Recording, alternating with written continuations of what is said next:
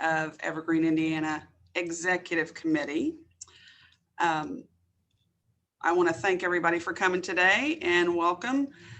And who does the roll call? Is it just?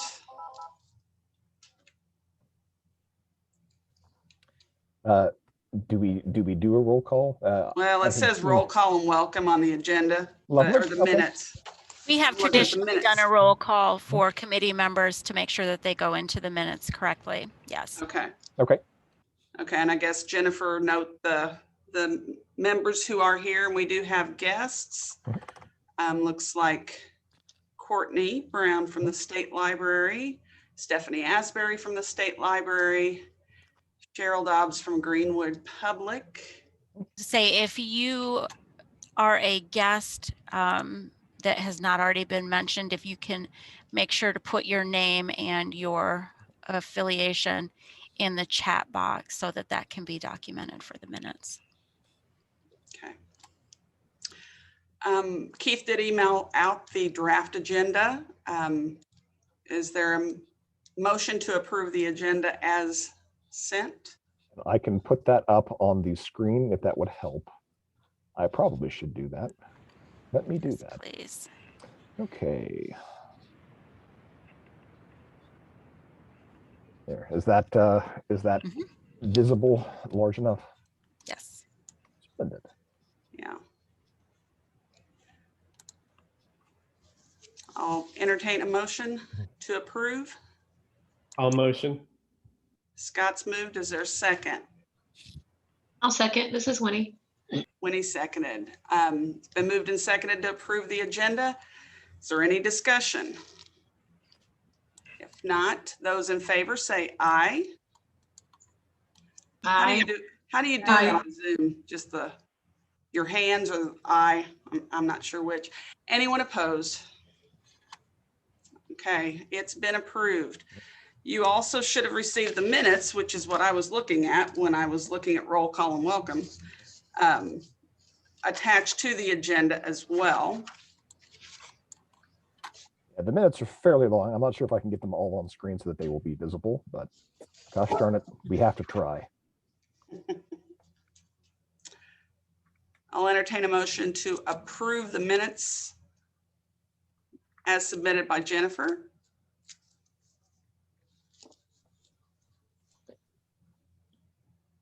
I move we approve the minutes. This is Krista. Okay, Krista moves. Is there a second? Second, this is Sonia. Okay, Sonia seconds. It's been moved and seconded to approve the minutes from the February 9th meeting. Is there any discussion? All those in favor say aye or wave your hand or whatever. Aye. Aye. Aye. Anyone opposed? All right, it's been approved. The minutes from February 9th. Indiana State Library report is next. Who Lovely. gets to do that? Well, that we are going to triple tag team that, but I think usually I will start with this nice, pretty background here. Hello, we are the State Library, and we will be reporting. So first thing that we want to do is go over the special project participation. As I realize that the Zoom thing is exactly covering up the numbers in my column here on the right-hand side.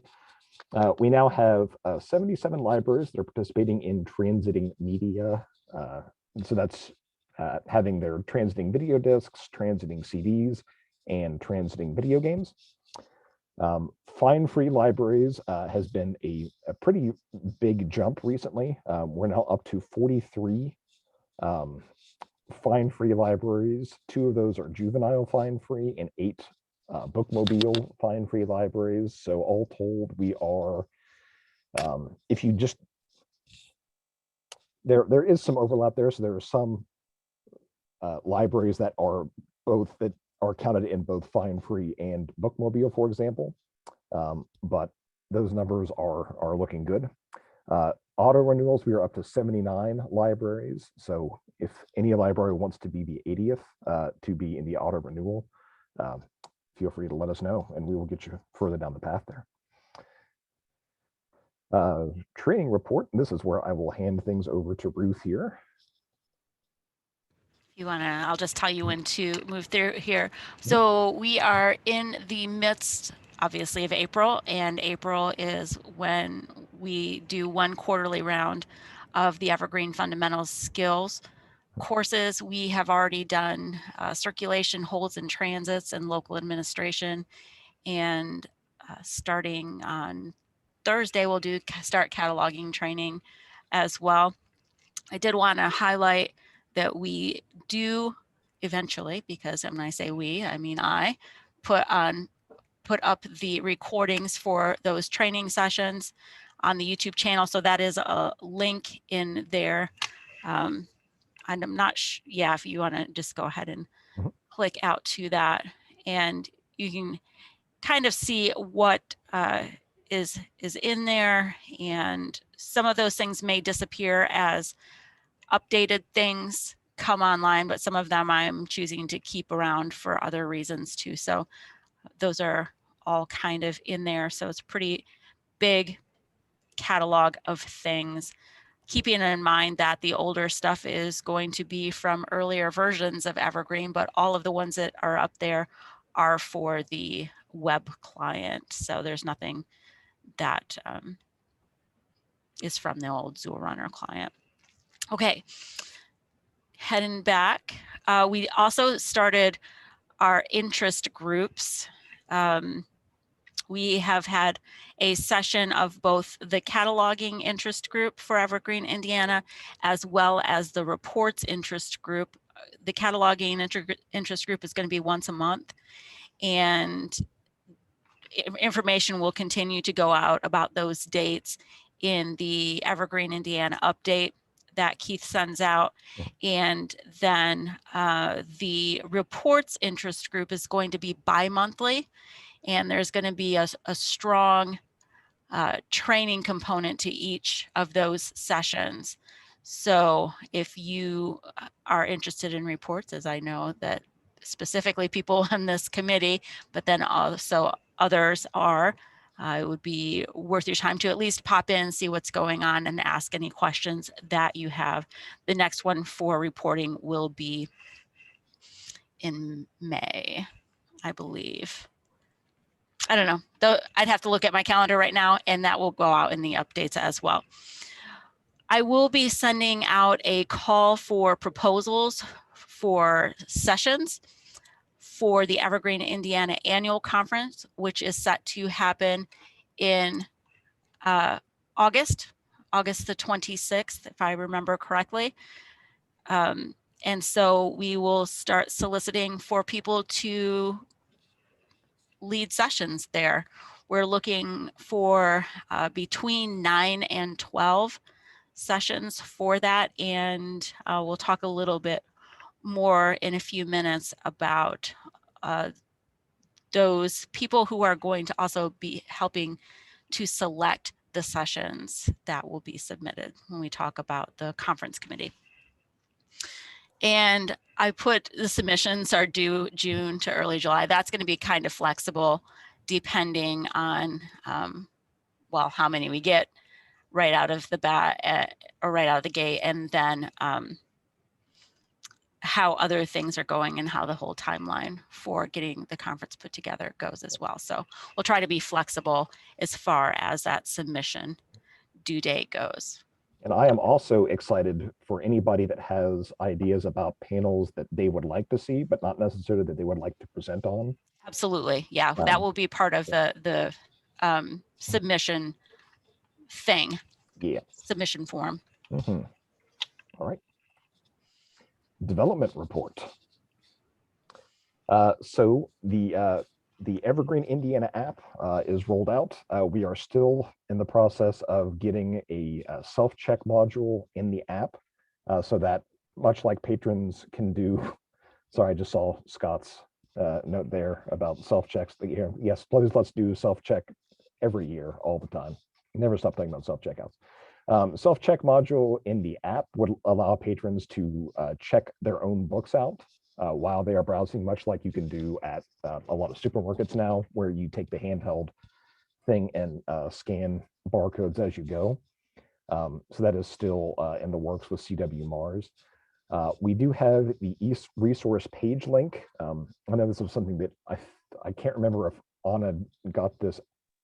I know she was working on this. I think we just recently put it up on the. It's been It up was on the the last- OPAC for a while. Okay, Yeah, Yeah. excellent. it was the last thing she did before she left. Yep. Gotcha. Okay, so that is well covered then. I did get a email from Ken Cox, who is the developer for the EI app, that there is currently an issue with SMS notifications where they are text messages essentially are not being sent out unless the phone notification setting is also set.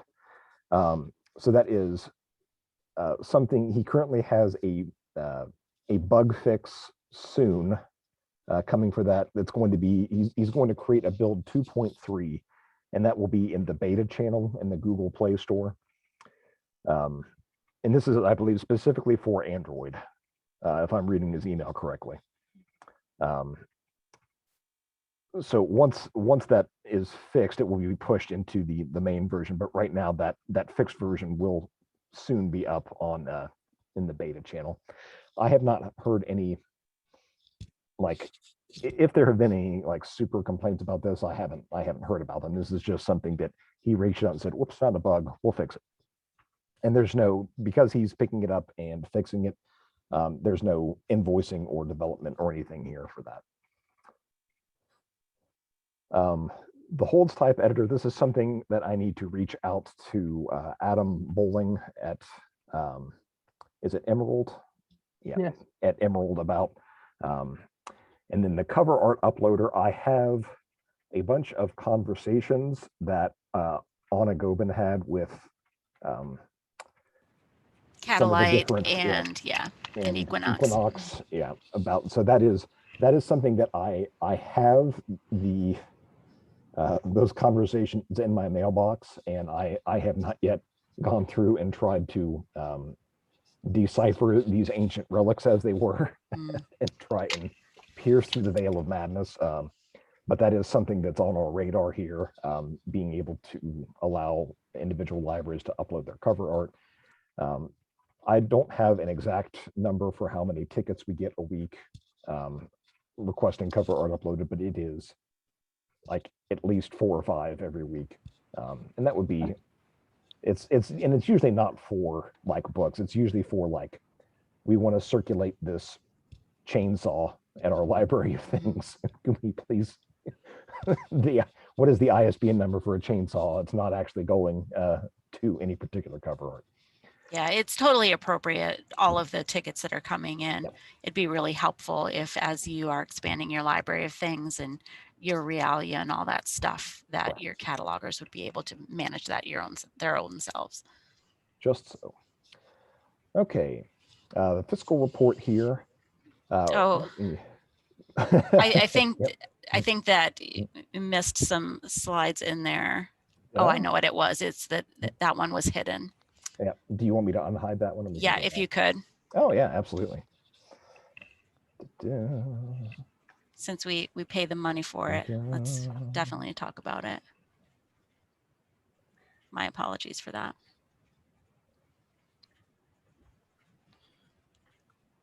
Okay. The ECDI update here. There you go. So if you just want to click through and get everything on the screen, we don't have to. This was Not too really far. last minute, so I didn't like remove all of the transitions in the slide. So as you can see, we have a lot going on with the ECDI. Sometimes it feels like we don't have anything, and that's really never the case. It's just kind of a lull in there. So we are in the midst right now of doing testing for the most recently developed portion of the Angular acquisitions project. This is Sprint 2, but they have not been done in order, so it's kind of nonsensical at this point.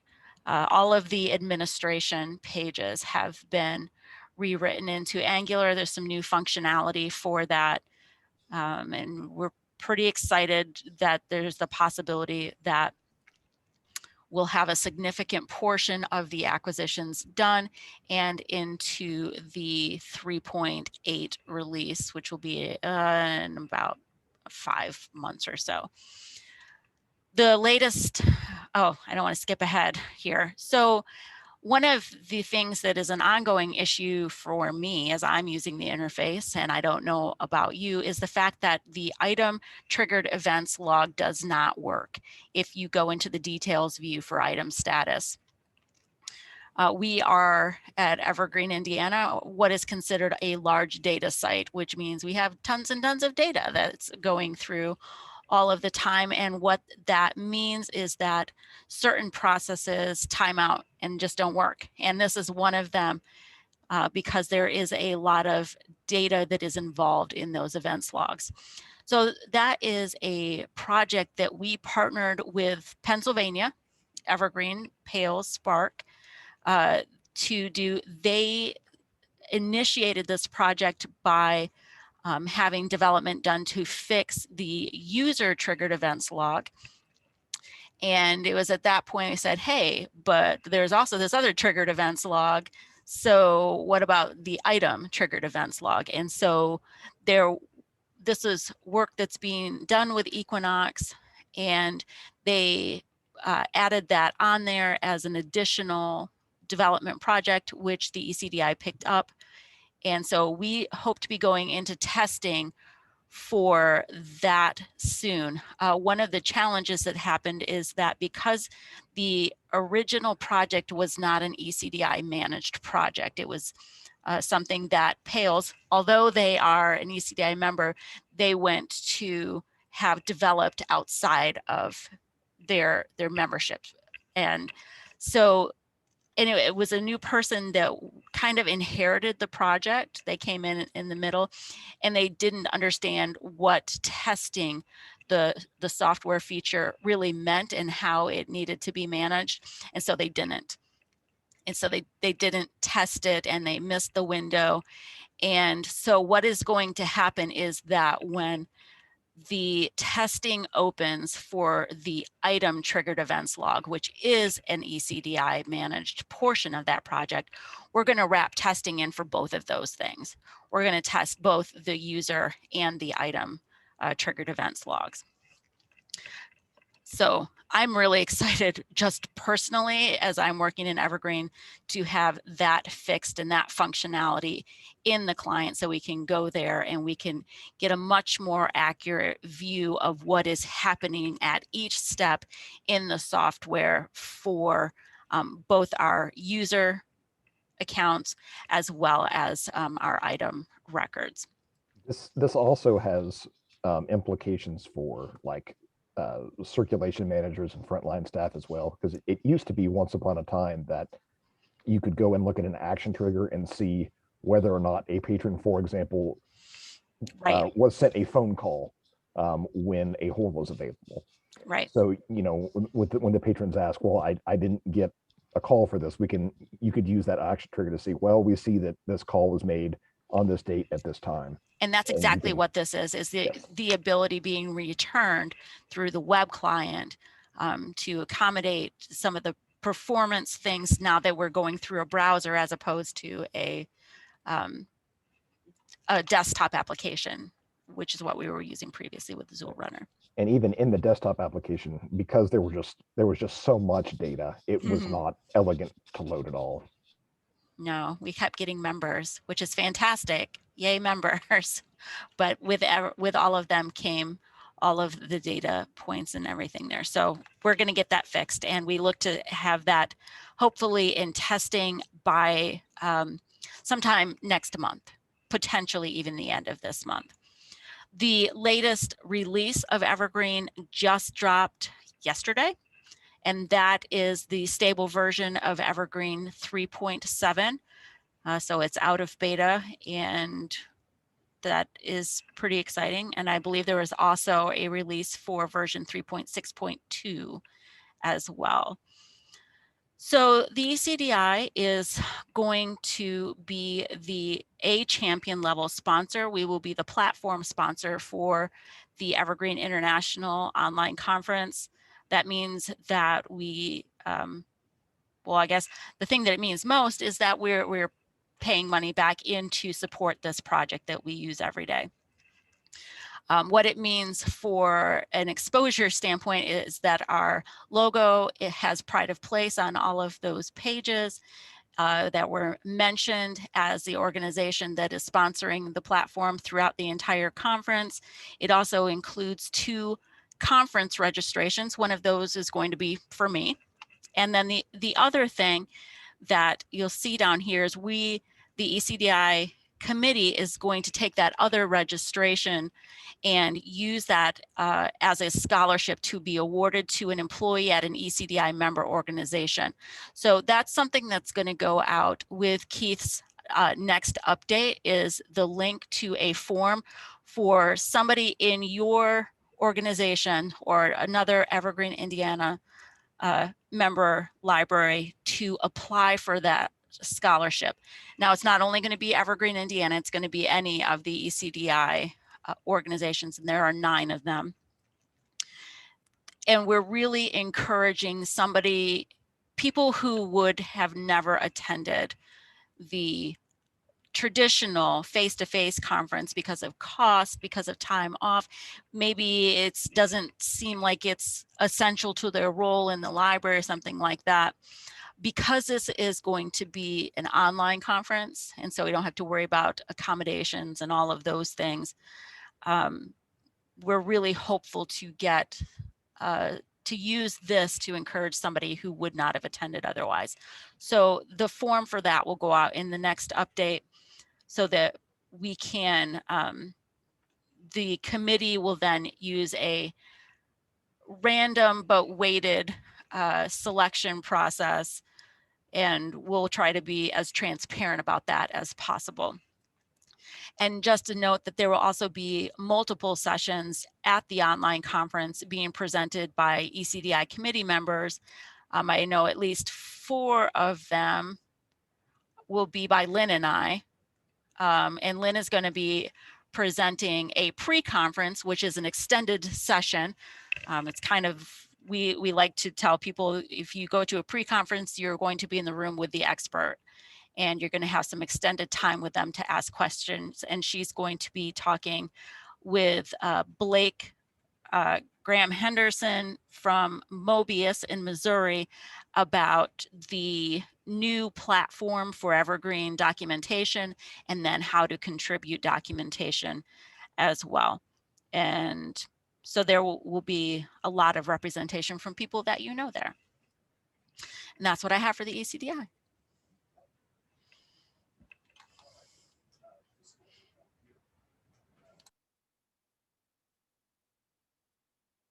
Keith, you're muted. You're still muted. Well, it said that I could push the space bar to temporarily unmute myself, but it lied. So You have to push it and somewhere hold I it. have, somewhere in some document that I have open, I have just put in about 300 spaces. So this is our fiscal overview as it currently stands. One thing that, Blow it up just a little. oh, right, you probably will need.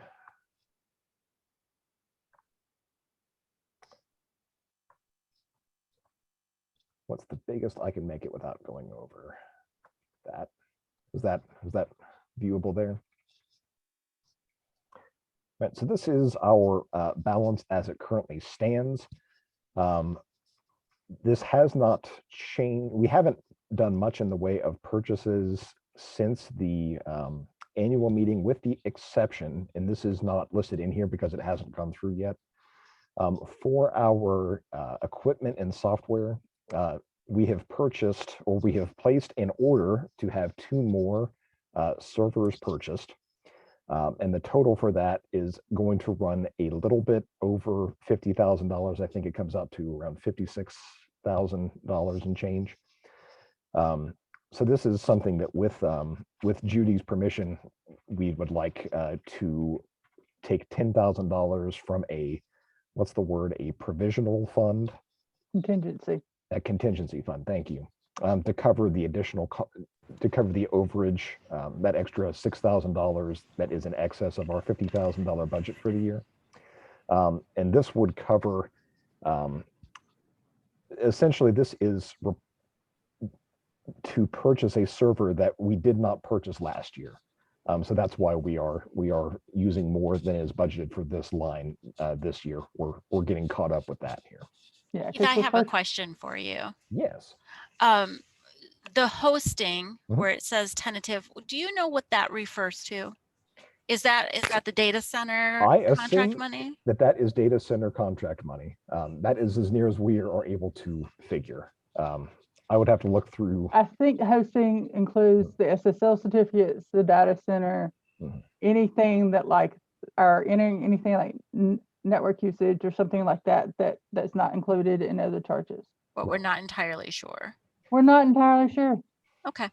And then is it possible that some of that server Mhm. stuff is it possible that some of that would be applicable under that accessories where it says support services and accessories? That is usually for when we contract out. The accessories part is? I don't know what I know the support services are when we contract out for like evergreen upgrade. Right. I don't know what the accessories refers to. I have not Okay. seen an invoice since I've been here yet. So that is all blissfully being shielded from me while I get my feet And underneath me here. we just actually this morning had the confirmation that the Zoom went through. So Yes. that is not reflected in this here either. So Correct. Yes. Okay. Are there any questions on the balance sheet here? I just wondered, do we need to have the board approve that line item going over? Or is it okay because it's still under budget as a whole? I think we've figured it out that because we're pulling it from the contingency fund and not another actual line item in the budget, we're just okay as long as it is approved by the chair. Okay, If we was actually going to like move the hosting, the money out of hosting to the equipment, then yes, it would have to go to the board. But because we're moving it from a contingency fund that it is actually for that purpose, we'll be okay. That's my understanding. And Judy's Yeah. in Florida right now, so we will check with her once she is back. So I do have a question about that. The contingency fund though is not something that's reflected anywhere in this budget. We don't No, know it's what not. that money is. Whereas if there was something that was within here, from a budget or a public library standpoint would be your appropriations and things like that when you have your major and minor categories, where you would need more of a vote if you were pulling money in, which is essentially an additional appropriation if you're pulling in from the contingency fund, that you would have to have a board vote for that because you are actually increasing the overall budget by doing that.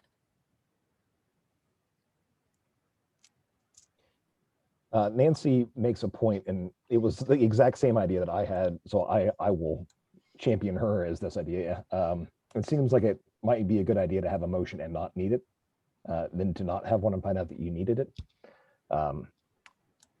So I will, if we want to make it like doubly official, we can always have a motion and Is there a get it passed specific by the amount board. of money that you are wanting to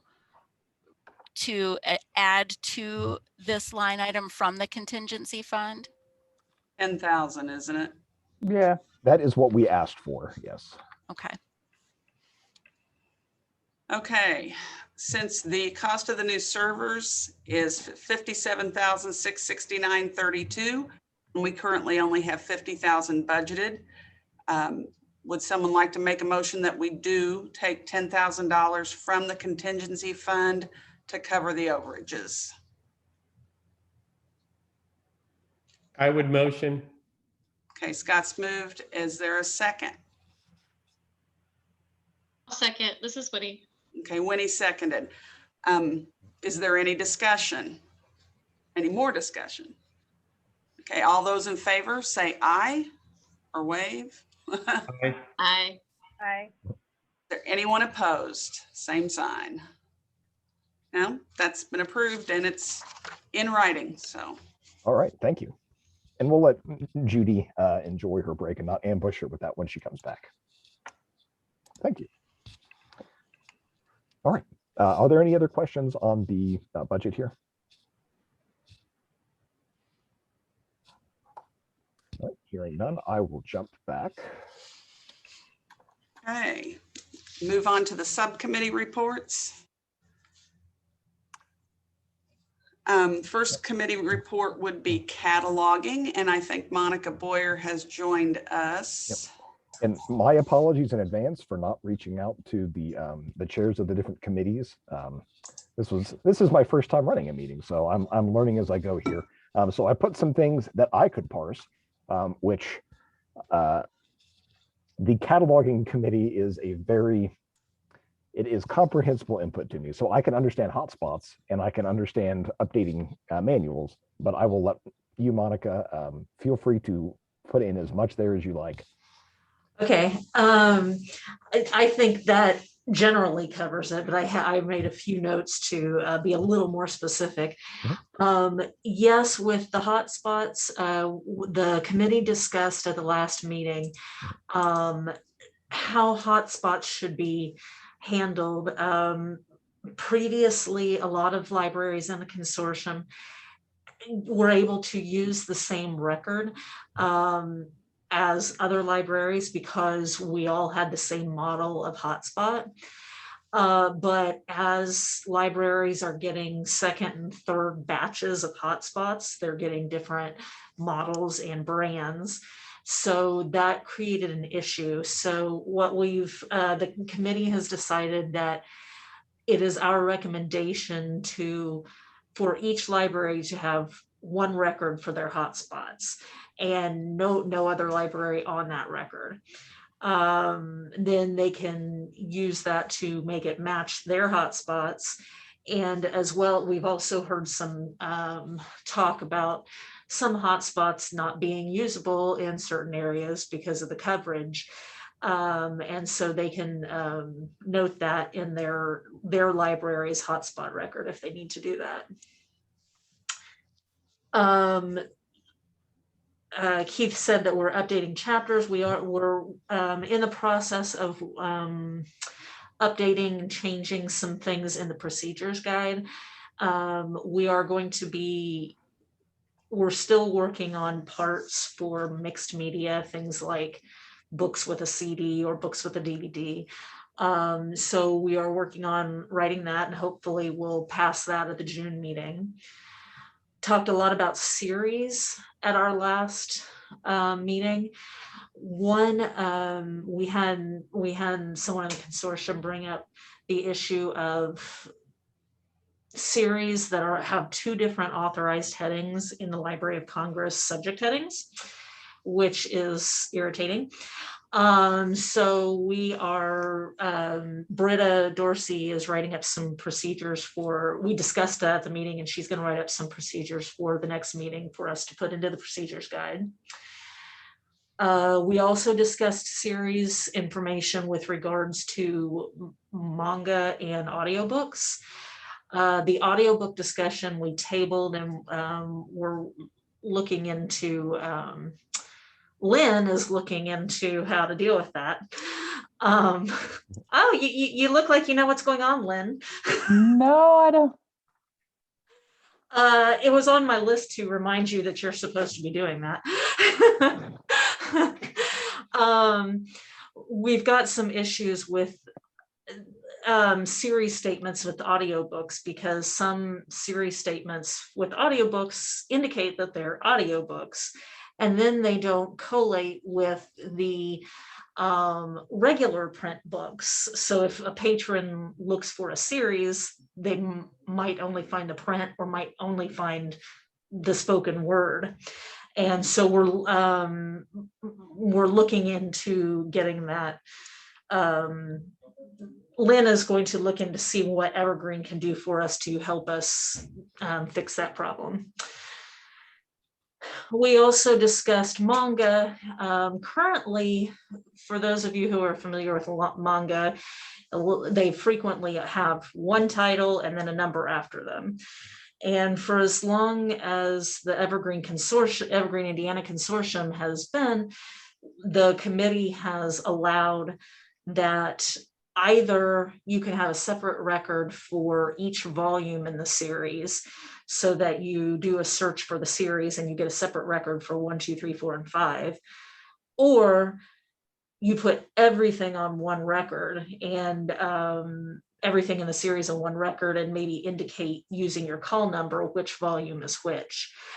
The consortium has allowed that since the consortium started, that we have, but in recent months, this issue has come up again. And so the committee did discuss that in March. And after a lot of discussion, we decided for now, we are going to continue to allow libraries to treat these however they want, either all on one record or volumes on individual records. The only other thing that I think that we discussed, that I was not involved with this, but I believe Lynn and some other committee members are looking into icons for latest generation video game consoles, because we have some of the older icons in the catalog for the older consoles, but the newest ones, they're still working on those. I forgot about that one. I believe we have the icons. I believe was gonna somebody say, presented yeah. the icons. We've Yeah. have them created, that they just need to be whatevered. Yep. I'm not sure what the whatevered is. That's my very technical explanation. Go do that voodoo. That whatever that you thing. do. Yes, exactly. I'll go do my voodoo. And that's all I have, unless anybody Okay. has any questions. Anyone have questions for Monica? Thanks, Monica. If not, we'll move on to e-content. Right. Let's see, do we have a representative of e-content here? Is Vanessa here? Trying to She I think, may don't, not I have don't gotten think the so. link. Yeah. see if there were any faces from the meeting that were here this morning that want to talk about it. Krista was there, but I know that she was having some issues with sound and things. I can do just a quick recap if you want, just unless you want to. No, you go right on ahead. I was talking this morning and not paying attention to what I said.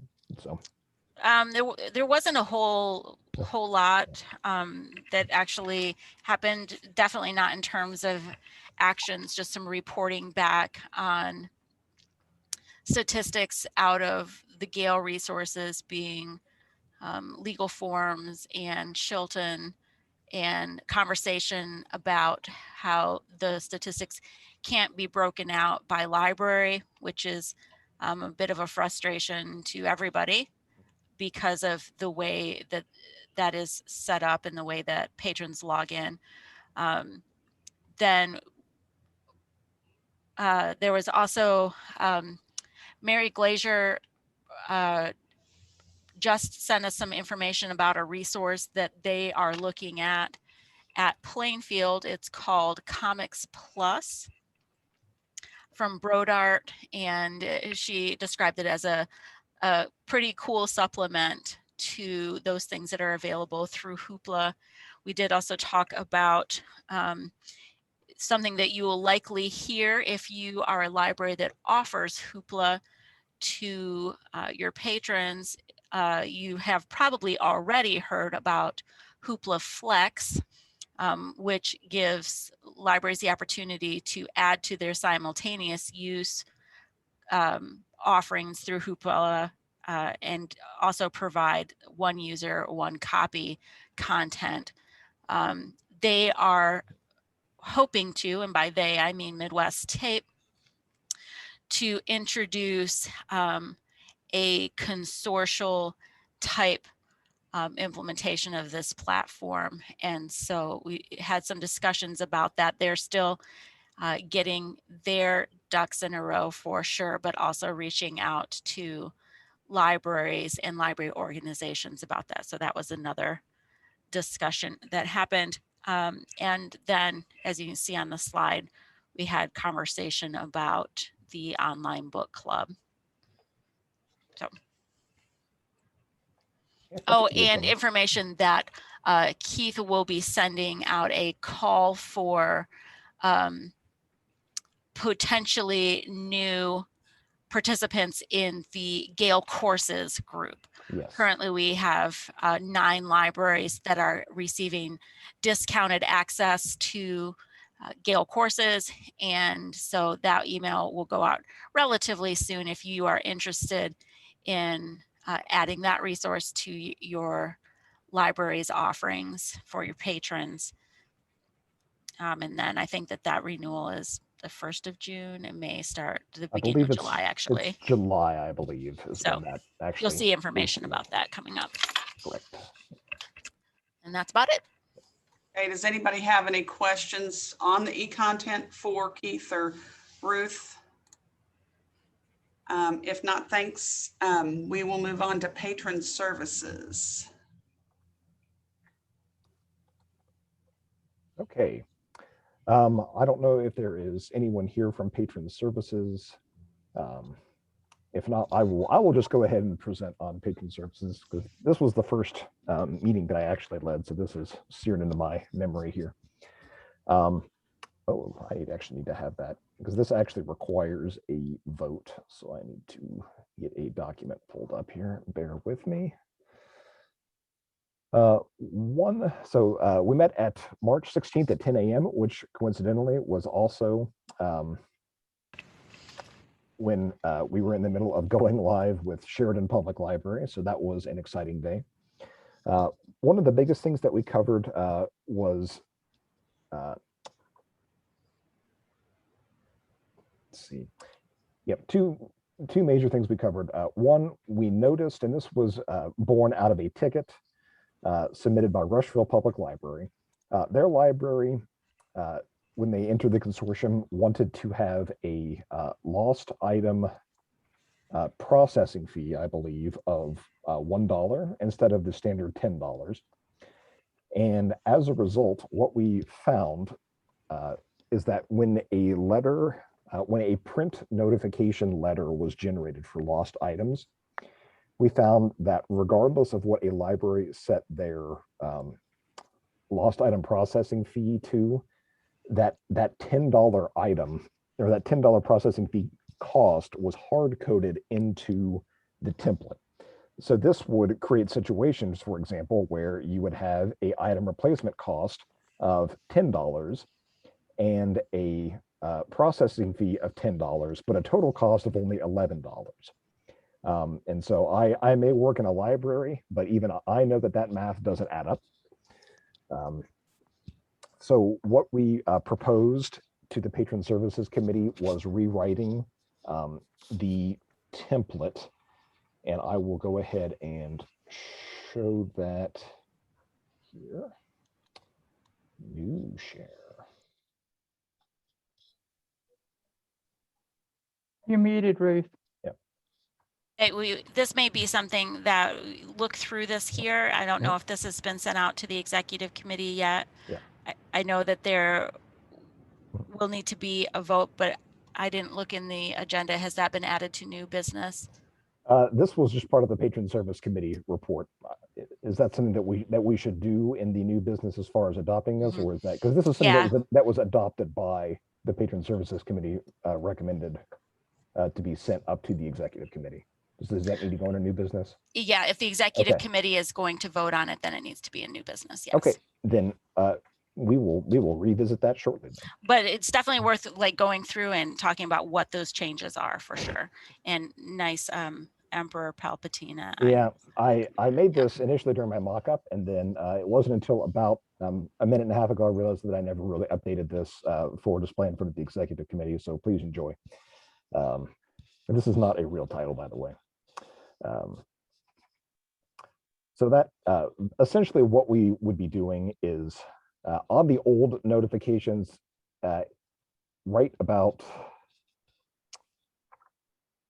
here, there is a line that lists the lost item processing fee. Essentially, what we have done is we have just taken out that line. It turns out that if we wanted to make that line display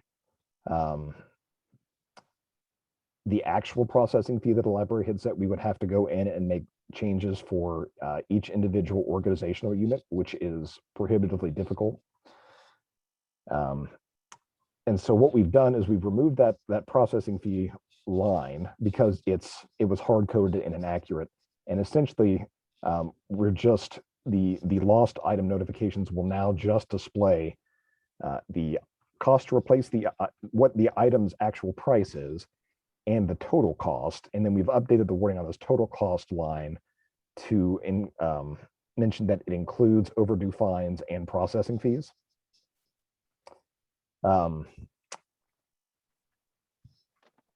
Sorry, I lost my train of thought there. So this is, in addition to that, we've also changed the wording slightly to say that, hey, this is you contact your library. They may or may not change this number here. And so this is what the new wording looks like.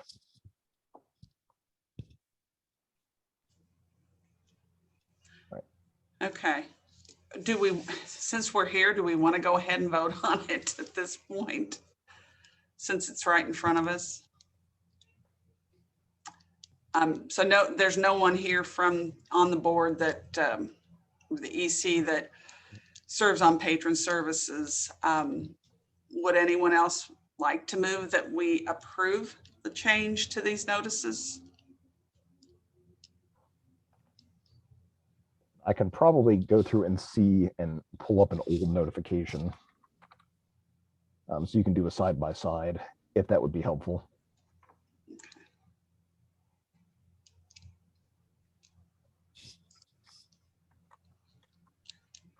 Anyone? No? Yes? Jennifer McKinley has made the motion to update. Okay. Jennifer moved to approve the change. Is there a second? Second, Brenda. Brenda seconded, moved and seconded to go ahead and change the wording, taking out the overdue charge line and adding that memo behind the total cost line. Is there any discussion? Hearing none. Everyone in favor, say aye or wave your hand. Aye. Aye. Anyone opposed? Okay, motion carries. It's going to be changed. Lovely, thank you. All right. Is that all of patron services then? Oh, there is one more, but that I will put under new business here when we get there. Okay. There is once I get back to my other share.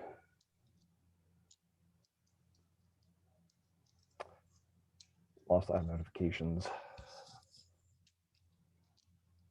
Oh my gosh, it was in my mind and then it Adhesive. it's the emergency COVID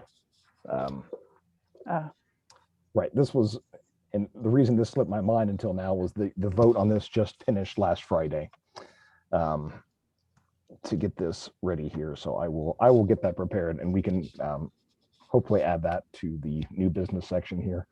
But essentially we implemented last March the emergency patron registration policy for COVID. And ever since then, it has kind of just been hanging out in limbo and there are libraries who still would like to register patrons without patrons being present so that they can send cards in the mail. And that is, the Patron Services Committee voted on and adopted a new policy that we'd written. And I will throw that up here when we get to new business. Okay. All right. So I guess we'll move on to the strategic plan committee then, subcommittee. Yep. And, oh, Scott ducking out right as this comes up. Oh, how dare he? There was only 2 of us that met yesterday because the strategic planning committee met yesterday. There was not a whole lot of discussion made yesterday. It was Lynn and I, Yeah. and Oh, Nancy some says, people "Nope." took naps and some people did other things. So I just gotta say, yesterday was the Mondayest of every Monday that I can remember from recent history, and there have been a lot of Mondays. So anybody that missed anything yesterday has got every amount of my support in that. And I'm glad if you were somehow unconscious that that day even existed. So yeah, no So, strategery happened yesterday. yeah. So we are looking at meeting, our next meeting is, May the 10th, I believe, or the 3rd. Is it the 3rd? something like that. I'll have to pull up my calendar. What we are hoping to do between now and then is come up with a list of survey questions to ask the Evergreen, Indiana, as a whole, and send out a survey to every member institution, every person, that has anything to do with Evergreen, Indiana. We hope to have that survey worked on by then, by questions actually developed by then, and then so we can actually finalize those questions and bring the survey to y'all in the next EC meeting. Oh, that's where we're at with the strategic plan committee. Okay, thank you. So we'll move on to unfinished business, migrations. All right, this is just a short thing here. We had our go live with Sheridan on Tuesday, March the 16th, and it was very successful and relatively smooth, thanks in no small part to all the efforts of all of the everyone who contributed to the cataloging parties. We had 2 cataloging parties for Sheridan, and as of their go live date, they had managed to catalog over 27,000 items, I believe. So that was a tremendous effort by them to get up and running, and they seem to be chugging along very well. We have no new official migrations to announce at this point. We're hoping very soon to get some word about another library that will be joining on here, but that is, we can't mention anything, I don't think, until it's Correct. official. Yeah. But I will say for regarding potential members that whose names we're not saying on the record, that there has been continued addressing of questions that have been raised, and it's an active conversation in the Evergreen Administrative Office. There also may have been some of you that have had some contact. I know that Scott had some meetings. I believe Judy did as well. And so it's, yeah.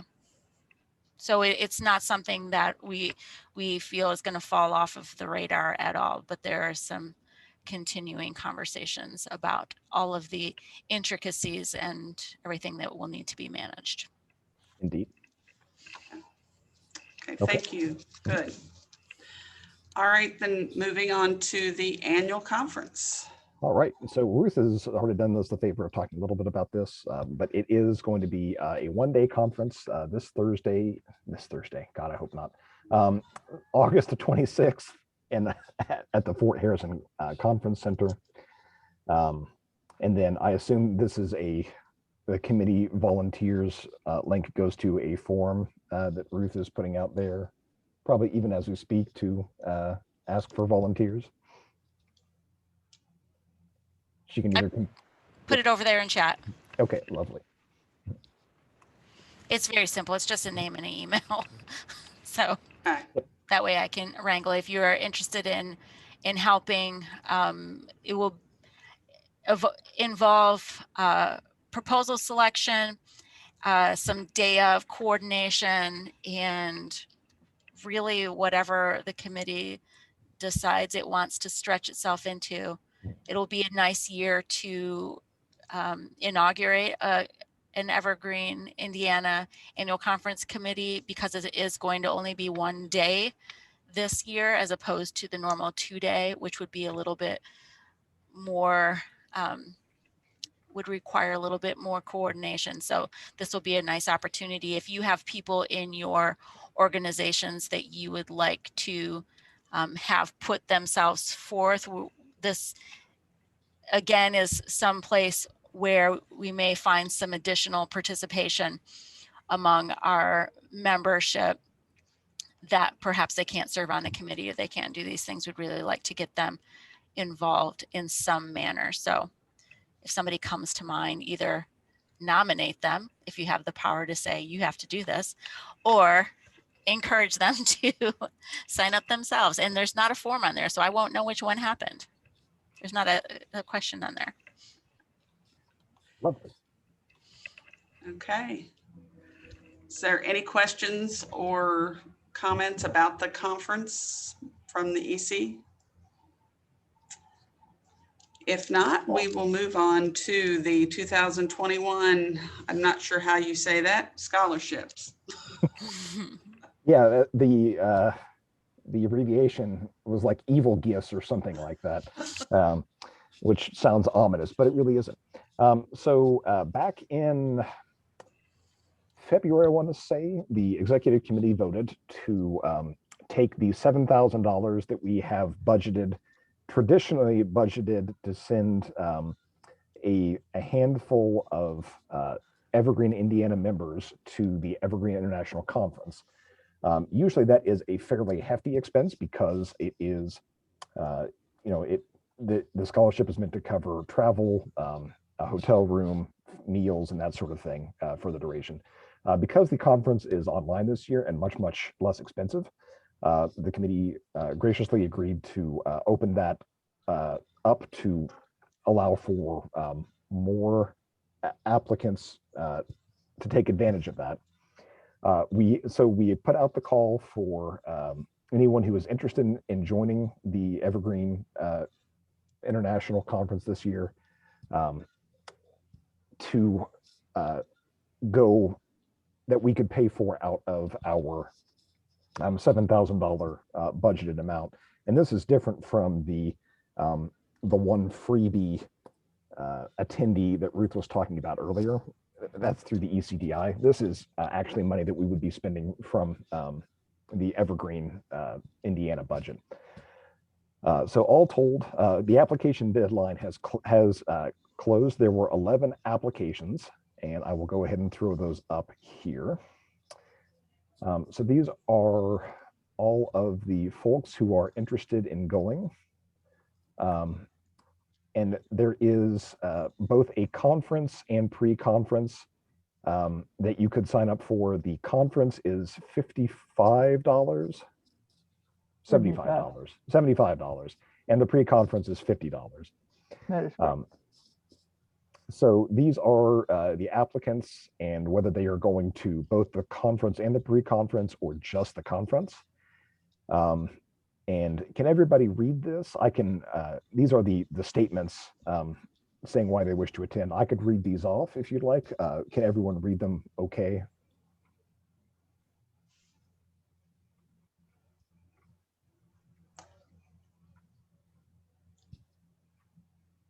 I will zoom in if need be here. Yeah, I think everybody can. Excellent. To move what screen you're on, I can. I'm not voting, but I do have a comment here. I think it's exciting to see, as I recognize all of these names, but I also recognize that the majority of these names, and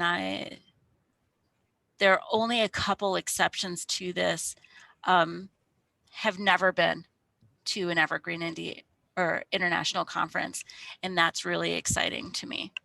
So. Yeah, it's good to be able to do that. So we did approve. Do we have to go ahead and approve this amount or just say that's fine since we had I think- said we would cover it? I will be happy to be wrong here, but I believe that we have to vote to say, yes, we can send these 11 applicants. We vet them, Mhm. we get the thumbs up, and we will cover their cost. Okay, Because the total cost for everybody to attend will be $1,075, which is substantially under our $7,000 budgeted amount. Yeah, it's Okay. less so the money as it is to approve these people who applied for the Right. scholarships, to award them the scholarships. okay. Already have a, Well, Jennifer has moved to approve that we send these 11 people to the conference. Is there a second?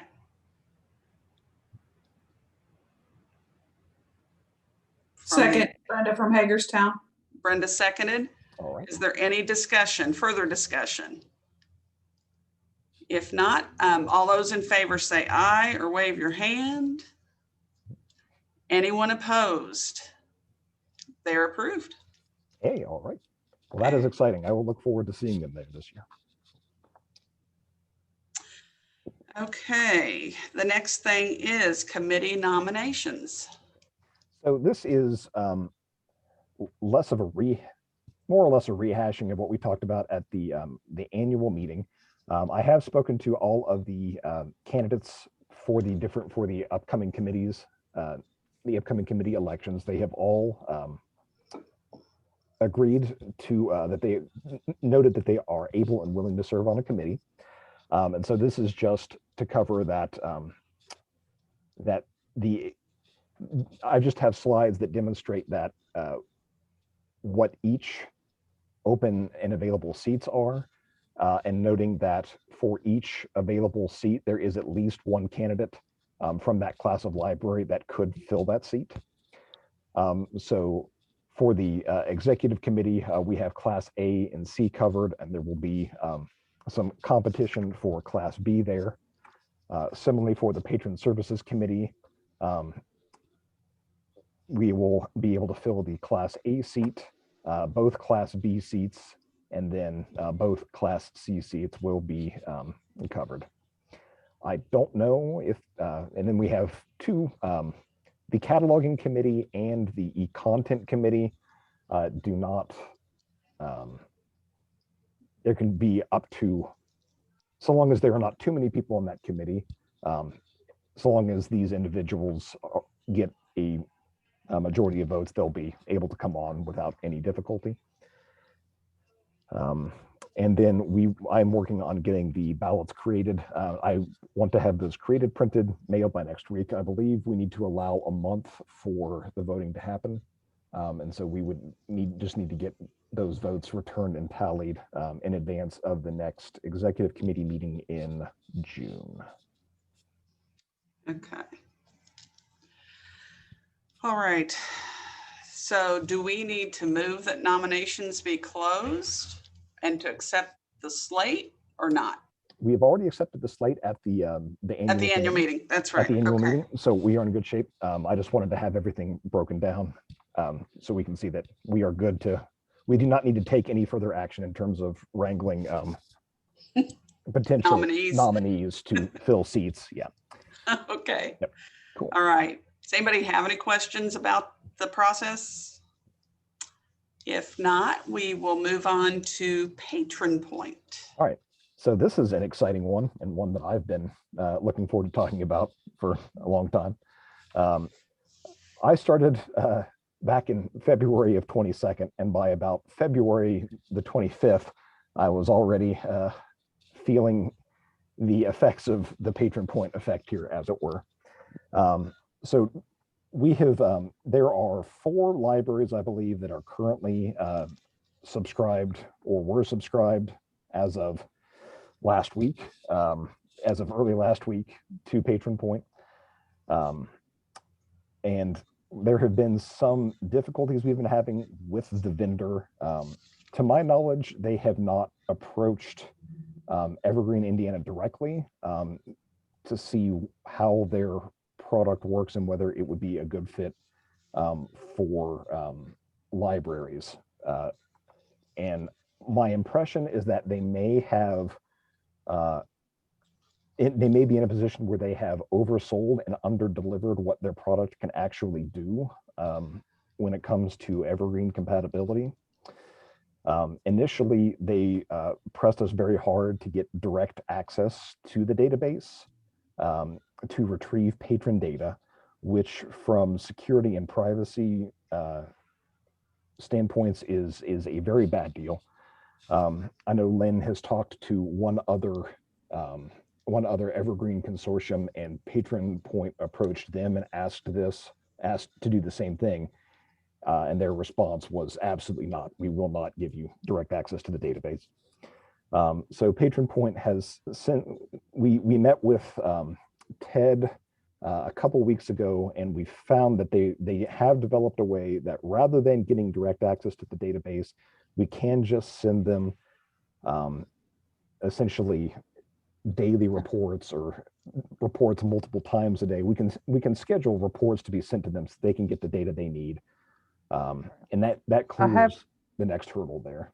Currently, there are daily reports sent to Patron Point. Okay. For the 4 libraries that are using Patron Point. Excellent. But it's just the patrons' information. How many items they have checked out? What was the last time they used the system? What's the create date? What's their expiration date? Things of that nature. The basic patron information that they need. Right. Now, what they won't want to do is for the same thing to do with holds. Whenever a hold gets trapped to be for a patron, they want the hold notification. They want to be able to send hold notifications out. In addition to like checkout receipts and overdue notifications. Yeah, they're essentially stuff that Evergreen already sends out notifications for. Right. They want to be able to send out their own set of user customized notifications that the libraries have control over. Right. The difficulty is that the way Evergreen is set up, notifications can only be enabled or disabled at a consortium level. So if we turn off, if we want to turn off notifications for one library, then we have to turn off notifications for all libraries. And so this means that moving forward, if a library wanted to be able to use those hold notifications through Patron Point, their libraries, their patrons would get essentially 2 notifications, one from us and one from Patron Point. I sent out an email to the 4 libraries that were that use Patron Point to see whether this was essentially a deal breaker, and the response was a resounding yes. If our patrons got double notifications, they would quickly become frustrated and unsubscribe, and that's the opposite of what we want. So at this point, we are kind of back to the negotiating table. Essentially, Patron Point is asking us to be able to fundamentally change how our Evergreen installation is set up to break out those action triggers so that they can be turned on or off on a library by library basis.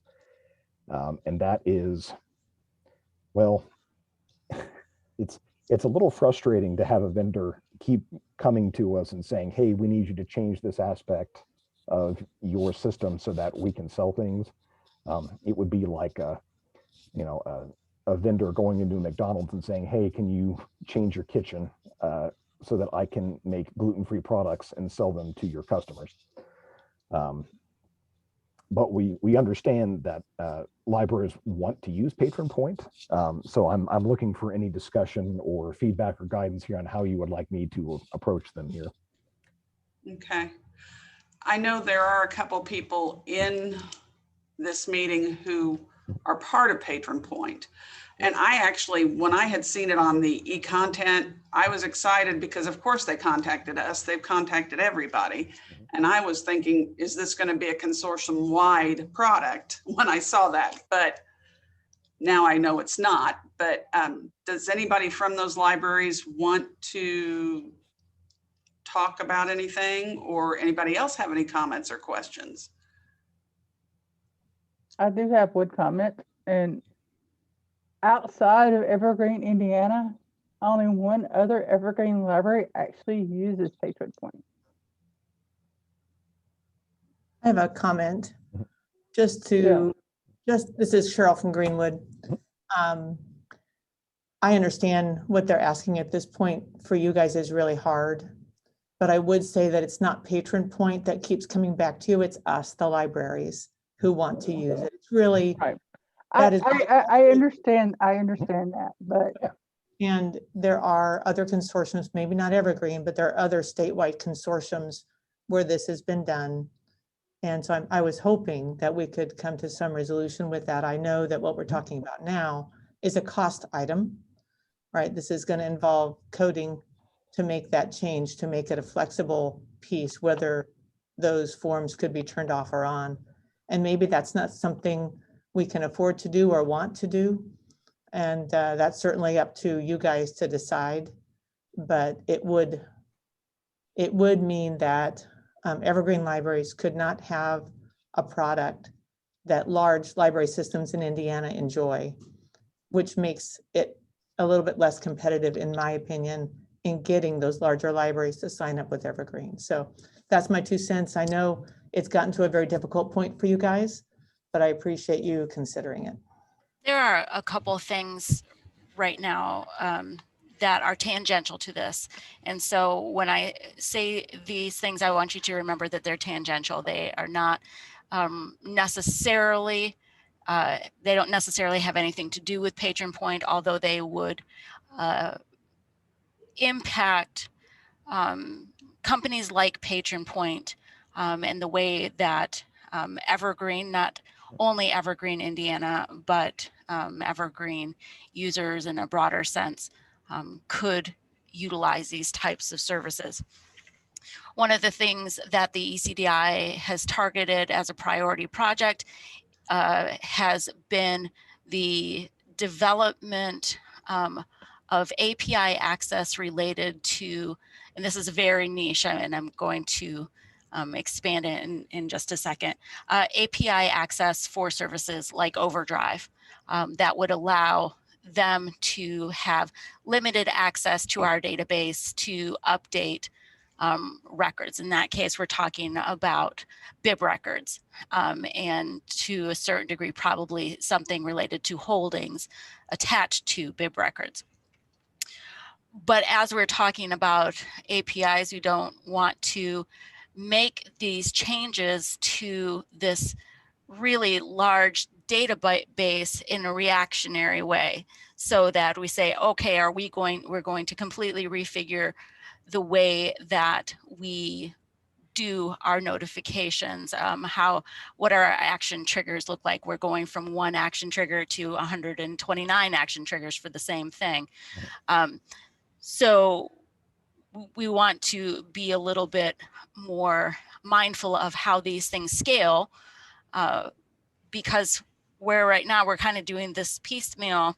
One library wants to do, and that's understandable.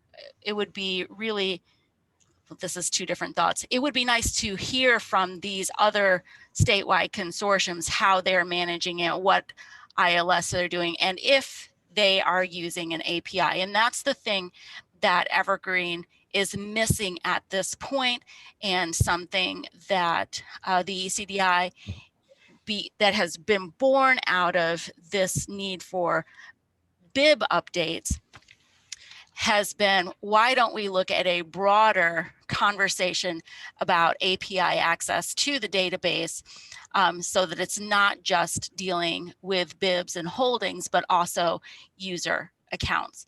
And so we have started the preliminary discussions to see what that would look like.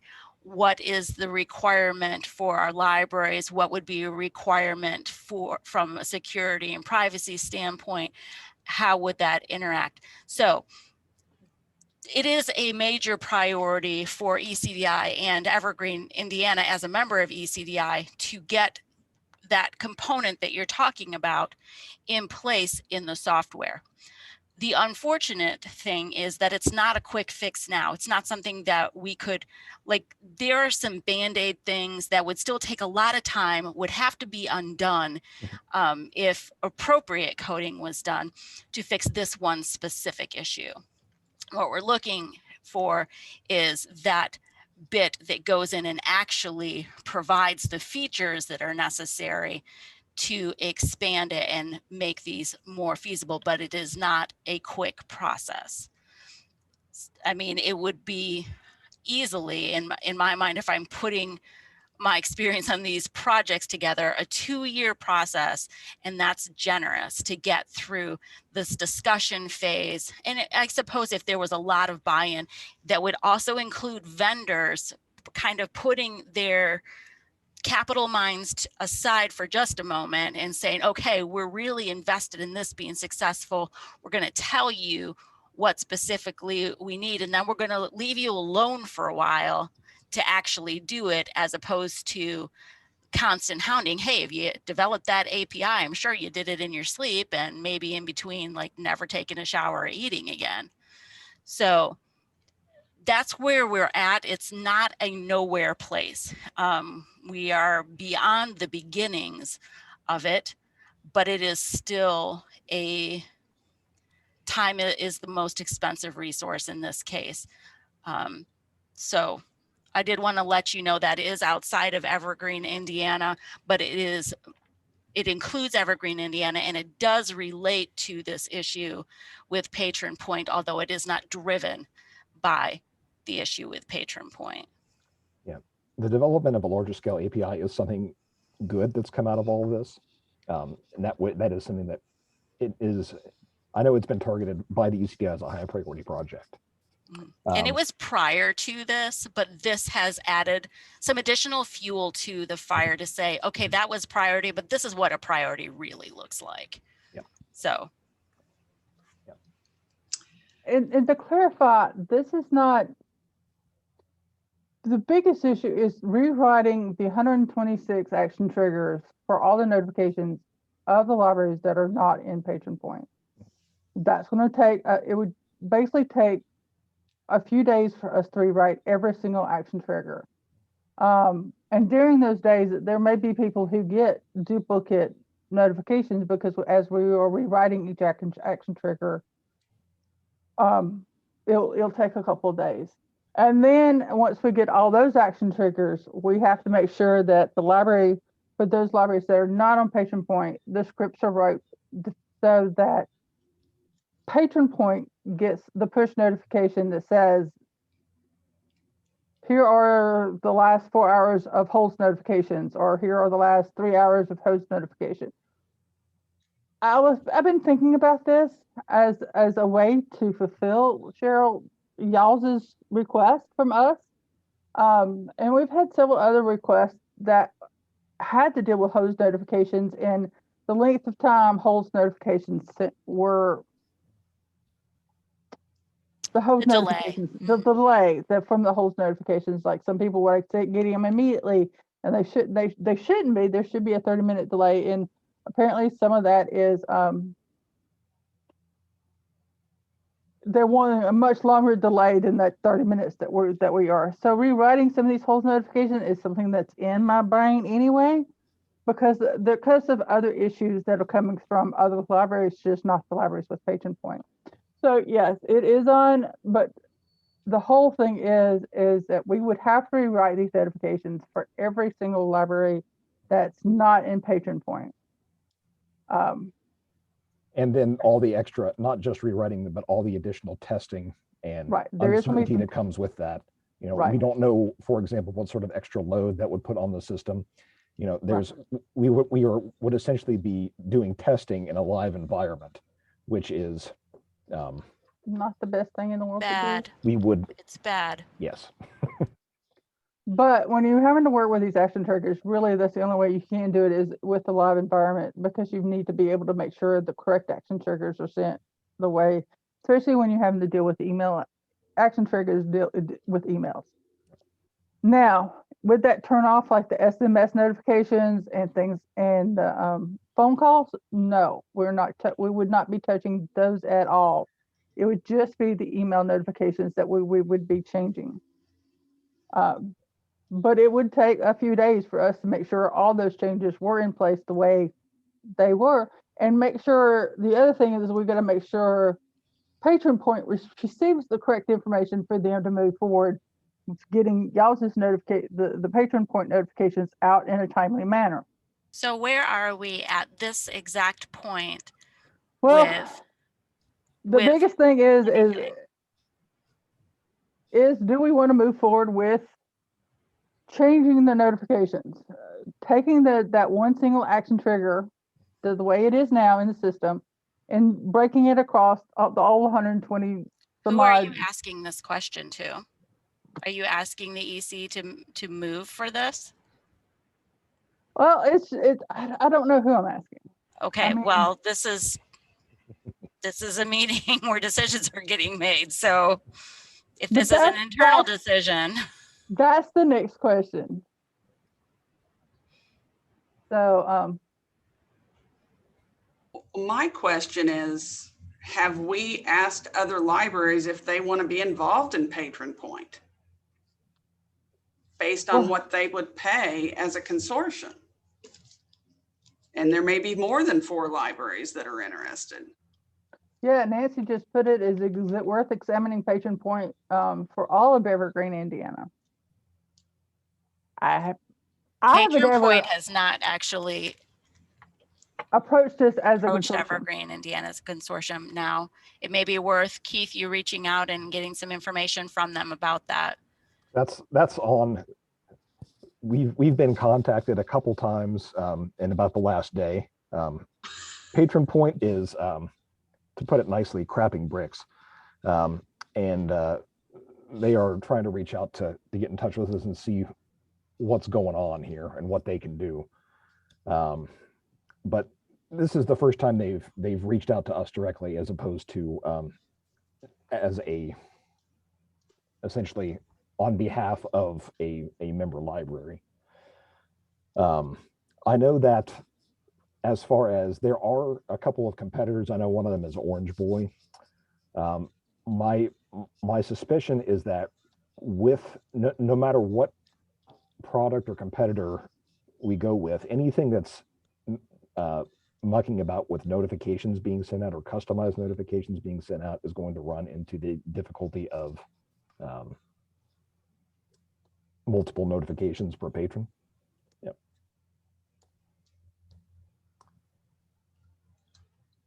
I mean, in a way, we already send out multiple notifications. I mean, because you get a text, you get a phone call, you can get an email. Nancy, when you say the Evergreen logo, do you mean the Evergreen software or do you mean the Evergreen Indiana Library logo, Library Consortium logo?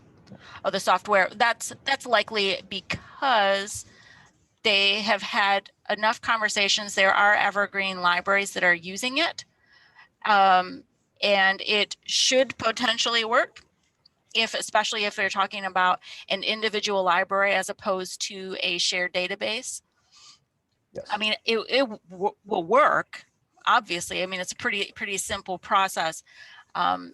Now, the extent, and this is the thing I guess I have learned over the years, is if it works for one, then they can say that it could potentially work for all, and they can slap that logo up there and make it look like there is much more extensive support and coverage for it than they have any evidence base to say that. But, and yeah, the issue is always scale. And other Evergreen, from what I understand, I only know one other Evergreen library outside of Evergreen, Indiana that even uses Patron Point. But Cheryl does make a big point, a good point, that our libraries should be able to offer the same things that any library should be able to offer. And if there's a reason that we can't, that needs to be addressed. And while we're trying to address it in a way that addresses the scale issue, because that's what the API would conceivably do, in the meantime, it may be such that we do need to go with some Band-Aid solutions. And which I know I'm in the And office, and I'm when- probably going to get shoes thrown at me in a few seconds. If you see them hit my head, everybody that's not here. I know don't why. mind. But, I have, but I a have few come up with days a- of work doesn't I have come necessarily up- sound bad Right. to other That people is who my are not. Band-Aid solution. Now, when I first started talking to Patron Point, they did not want to do push notifications or push us pushing them anything at all. They did not want to push anything. They wanted to be able to pull, which we don't as a consortium. Right. Are you there's saying no- that doing these action trigger realignments, that would be a push from us to them? Right. Okay. So it's conceivable that there could be this Band-Aid solution Right. that would address the double notifications. Right. It would require a few days of work to get that in there. We would be testing in a live environment, which is not optimal, but it is what is available at this point. And the thing that could potentially be lost is some patron getting annoyed by getting duplicate emails, or conversely not getting emails over the course of that test period. Is that accurate to say? That is correct. Okay. Does that make sense to everybody in the room? I know I'm confused. There's just been so much discussion about everything. Yeah, I know. Patron Point's a discussion that we have here about every day. I would like, Winnie, I'd want to ask you directly, does that make sense to you what the issues are, what we could potentially do in the short term, and what might happen in the test window? Yes, I understand what you're saying. You know, and I would really like for us to be able to use Patron Point to its full extent. I think what Cheryl said was very well said. I completely agree with everything she said about being able to, you know, across the consortium. And Ruth, you know how I feel about consortium, and you know how big a deal it was for me to come into. Yeah, no, it was hard too. Yeah. Because of this kind of thing, because Yep. I still want to do the stuff that I want to be able to do. Yep. And you should be able to. Right. So, I mean, there's that. But on the other hand, I don't want to create more problems for potentially everybody by you guys putting a Band-Aid on it until the I don't know that it's necessarily problems. It's work. It's work. It is, I mean, and And it is potentially work problems. on, It's uncertainty. well, with software, everything is uncertainty. Yep. But it is work on people who are doing a lot of work. So, which Yeah. you guys all understand what that feels like because you do it every day. So that's what it is. It is additional work, not necessarily, I mean, there may be short-term problems, but let's be real, getting a duplicate email, it's not the worst thing that could happen. one would hope it is the worst thing that could happen, right? Because I wouldn't be, see, everything, the duplicate emails will only be for a few days, because I wouldn't be able to turn off the Correct. one action trigger that we have running currently until I knew all the other action triggers were in place. Correct. That makes sense. And the one concern that I have with this is the precedent of knee-jerk reactions in relation to, I mean, I know that I'm representing Evergreen Libraries, but when a vendor knocks on my door and says, hey, we need you to make these changes for us, that gets my hackles. It makes me bristle a little bit when someone says, hey, we need you to change this. You know, I don't want to set a precedent of knee-jerk reaction changes on an institutional level just to make vendors happy, essentially. I would want to make sure that we're doing it for the libraries that we represent and not to make the vendors happy so that they can you know, And in this case, Either we are side. doing it for our member library. correct. I do feel like this is an exceptional thing, Mhm. possibly with that is, as we say, a Band-Aid as we await the actual surgery that's going to fix the issue. Yeah, and when that surgery actually happens, Yep. that's a couple of years down Hopefully the road. everything heals and there's no Right. more Band-Aid. And then our action So- triggers can go back to, But Okay. we actually already do this for like auto renewals and fine freeze and things like this, where we have the individual action triggers for individual libraries. So we already have a precedent set for this. There's just going to be so many more action triggers than we were expecting. Nancy has comment in there, my opinion, it sounds like pursuing the Band-Aid solution may be necessary at this point. Again, not as a voting member, but I'd say I don't disagree with that. So, I will get back with Ted and tell him that we're going to put not tell him we're going to put a Band-Aid on it, but tell him we've got a way forward without the double notifications, and get with him about what data he needs from us, so I can get that started, also set up at the same time we actually do all these notification changes, so that the notification changes and what Ted wants all happen about at the same time, so that we do not have a missed window of notifications being sent out from one source or the other. I don't think that it requires a vote for this. okay, I didn't think so. Julie, if that's what you I were just, we going to just, ask. it's a discussion that needed to be happen, whether it was internally or here, and it's just, Yep. So that's what we're gonna do. I'll get it with Ted about moving forward without the double notifications. As we have, as my brain has worked through how not to do the double notifications. Hooray, rubber duck programming. Okay, Okay, is Well, that that was all our old business, all of that? so Just want all to the say real old quick, business. Yeah. Mhm. real quick before we leave. Thank you so much for your help in helping us work through this and think through it. And I just appreciate all that you do. You're welcome, Winnie. Thank you. You know, Thank you, Winnie was guys. my nickname for a long time. Because my sisters couldn't say Lynn. Oh, That was a win. Yeah. that's funny. Okay, All right, new business. all right. Okay, one piece of new business here. We just had the Evergreen Project Board just finish up their voting. This is the board that oversees the entire Evergreen ILS open source project, not for any one particular consortia.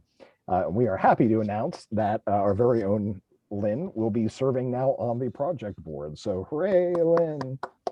I'll start at the next conference, so So that'll be in May. May. Yep. So congratulations there.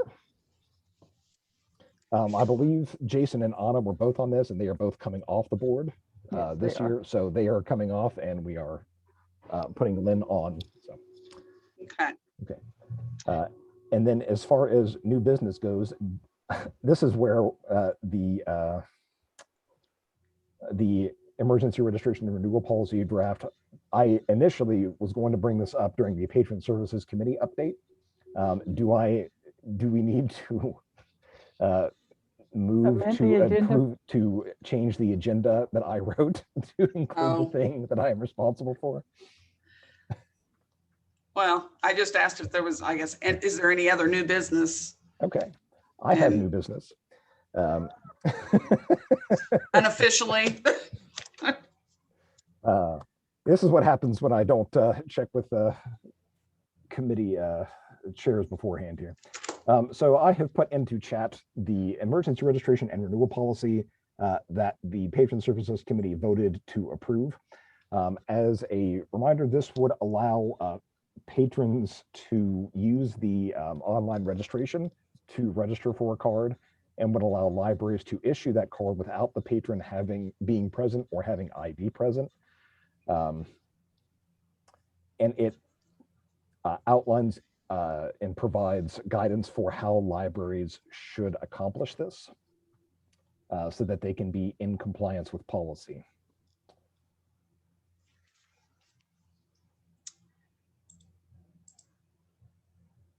Oh, yes, approved by Patron Services Committee. That vote finished last Friday, which was the 9th.